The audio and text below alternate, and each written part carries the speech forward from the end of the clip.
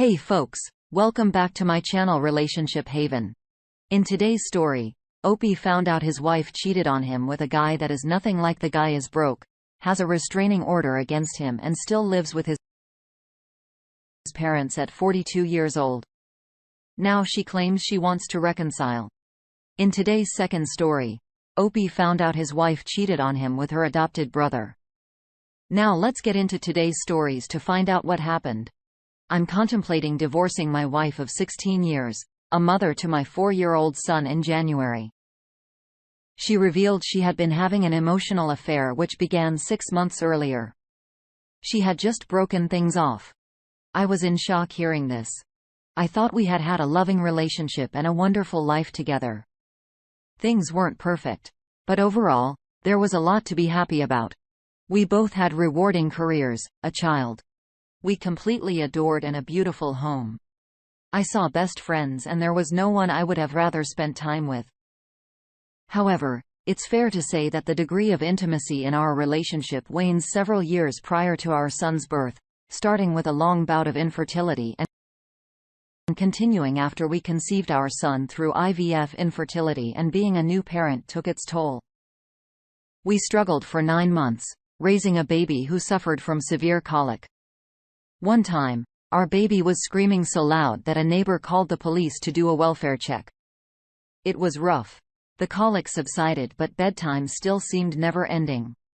It was only very recently that our son moved out of our bedroom to start sleeping in his own room. I don't think the word exhaustion does justice to the feelings we've mutually experienced in my mind. There were challenges of parenthood, ones we shared equally, when my wife expressed worry about the lack of intimacy in our life. I knew on the one hand that she was right, though I didn't know how to change things. On the other hand, it seemed like the demands of being a new parent offered a reasonable explanation. I also believe that intimacy was something that could or would ebb and flow more. The former in those early trying years. My wife didn't feel the same way. I think she saw our lack of intimacy as a failing in our relationship and was deeply unhappy about it, more so than she was willing to admit. Then she met her affair partner and was somehow awakened to the true depth of this void in her life. We started seeing a couples therapist in the fall. Unbeknownst to me, her affair was playing out in parallel. I felt a deep distrust after learning about my wife's emotional affair, and small details nagged at me. Was this exclusively an emotional affair, or did more happen? What was the extent of their relationship and how meaningful was it to her? Over the course of several months, I uncovered many details that weren't really volunteered, or rather I was able to dig up information through my own investigative efforts. For example, data recovery, monitor, emails, checking browser history and so on. With each new detail came a new revelation, and I learned that much more had happened than I was first led to believe. My wife went out of town on 3 overnight trips during the past fall and winter. Each time I gave her my encouragement, she was leaving to work on writing projects or go snowshoeing with friends. And I believed these were activities to be nourished. I stayed home and took care of our son. Later, I learned that she met up with her affair partner on every single trip. I learned that they had exchanged sexually explicit pictures and videos. Unfortunately, I saw some of this material too. I learned that they had sex on many occasions. They told each other "I love you." At some point, they envisioned a future together but needed to be patient while biding their time. However, in January, my wife decided to break it off with her affair partner. Things did not go well. She was on the receiving end of abusive and threatening text messages. My wife became very controlling with regard to her affair partner. I was urged to block his phone number and email address and Instagram account so that he could not try to contact me. I was made to feel that he was a mentally unstable individual and unpredictable person that I and we should be afraid of. I started sleeping in my son's room, which is on the main floor. I wanted to be sure I would hear if he tried to break in. He would drive by in the middle of the night and throw bags of things on our lawn. The police were called. Unfortunately, that's not where things ended. We continued to go to therapy, which shifted its focus to the affair. However, my wife was unable and unwilling to completely sever contact with her affair partner. They continued to text. He bought her a Valentine's Day gift. She bought him a birthday present. They continued to see each other. They were still intimate with one another. One day, I slipped my phone into our car, turned the GPS on and watched her drive to his house and stay there for 2 hours. It's hard to grapple with all the things I've dealt with, and it's hard to reconcile how my wife could allow herself to be in such a toxic relationship. Her affair partner is the polar opposite of me. He's unstable, broke and lives with his parents. He's 42 years old. His ex-partner has a protection order against him and he has only limited and supervised access to his own children. I don't know what to say. I love or loved my wife. I love our family. This is not what I wanted.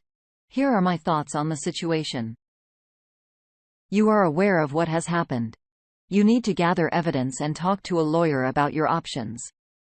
You do realize that as your wayward wife continues this facade, you're putting your own child's safety and well-being at risk. She's checked out of this marriage, which you're hanging on to and using lies, deception and gaslighting as a way to keep you as a doormat. Check your state laws as to reasons for divorce. If you live in a no-fault state, it may make things harder for you if you do seek legal advice. Have any visitation on the part of the wayward wife. Stipulate no visitors of the opposite sex while having visitation. Since you already know the affair partner is mentally unstable, let's see what the comments had to say about this situation. Ran said, I know that you deeply love your wife and I'm very sorry that you're in this situation, but you are no longer just together with her. You are responsible for your son now as well, for his mental and physical well-being. Where do you think your son will be when your wife wants to see her affair partner? Well, she has to look after your son because you're at work or somewhere else. She needs to learn that she destroyed the bond you once had, that all trust and respect is lost. Not that you have to fight for her. She walked out, she betrayed you. If she wants this marriage to survive, then she has to fight, not you. It is your job to show her that you no longer tolerate her affair, her disrespect and her selfish, entitled behavior. Build up a bed in your son's room and sleep there. Ignore her presence at home, and it is about the kids. Stop going to marriage counseling. That is good for nothing. For as long as she lies.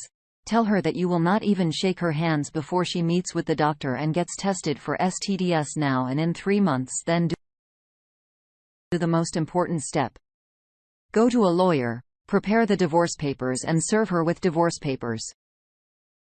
Now let's get into today's second story. This is my first time posting, so please bear with me. This happened to me just a couple of days ago. Let me provide some background. I've been with my girlfriend for 1 year. She has 2 kids of her own.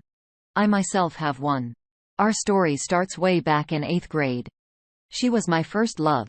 I moved to Los Angeles, which led to us separating, and of course, people move on throughout the years.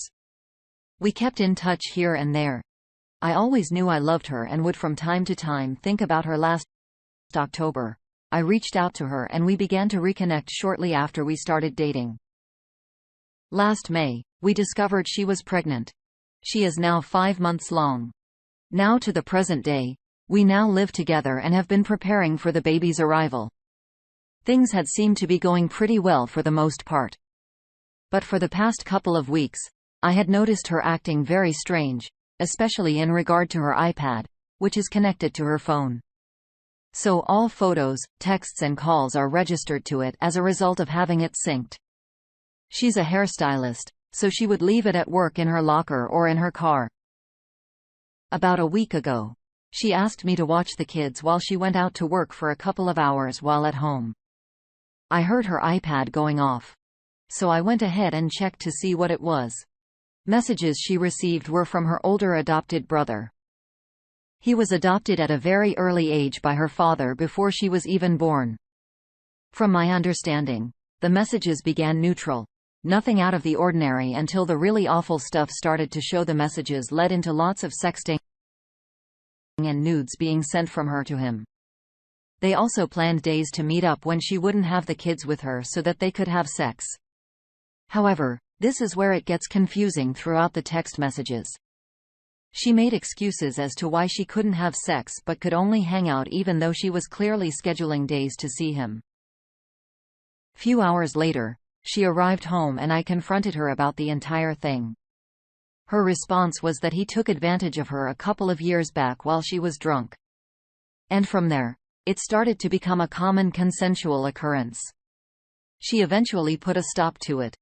But recently it had started back up and she had been trying to get him to stop pursuing her by sexting him, and it's short because she didn't want to lose her brother. She also stressed that they haven't had sex recently. She just saw him 2 weeks ago. It all sounded like bullshit to me. So I packed up and left. I'm shocked, and now I've had doubts that the baby is even mine because I can't believe anything. She says a part of me wants to understand and even go back to her for the baby's sake. I don't know what to do at this point. I'd appreciate any advice. Here are my thoughts on the situation. You need to get a paternity test ASAP and then also let her parents know what happens, so she doesn't go around spinning the narrative. You also need to contact a lawyer and get an STD test. I wish you the best of luck with your situation. Thanks for taking the time to listen to today's stories. Don't forget to like and subscribe if you haven't already done so, and comment below on what your thoughts are on today's stories. If there's a story you'd like to share with me about your own situation or someone else's, then please do not hesitate to contact me. Take care, everyone.